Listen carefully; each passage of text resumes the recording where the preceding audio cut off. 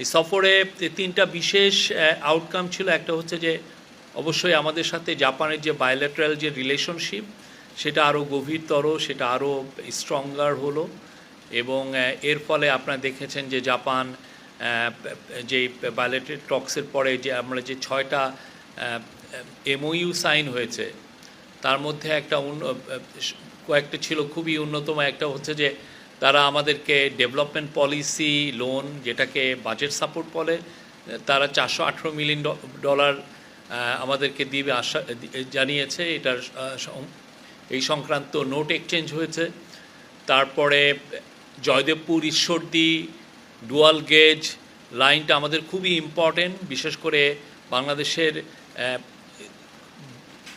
রাজধানীর সাথে আমাদের পশ্চিমাঞ্চলের সাথে, পশ্চিম এবং উত্তরের সাথে একটা মানে নিবিড় কমিউনিকেশনের যোগাযোগের জন্য এটা খুবই ইম্পর্টেন্ট একটা লাইন। সেটাকে ডুয়াল গেজ ডাবল ট্র্যাক করা হচ্ছে এবং সেটার জন্য জাপান জানিয়েছে যে তারা আমাদেরকে 92 বিলিয়ন ইয়েন, যেটা সমমূল্য হচ্ছে $641 মিলিয়ন দিবে।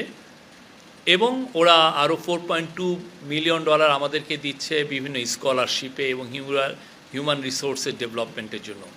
তো এবং জাপানিজ প্রাইম মিনিস্টার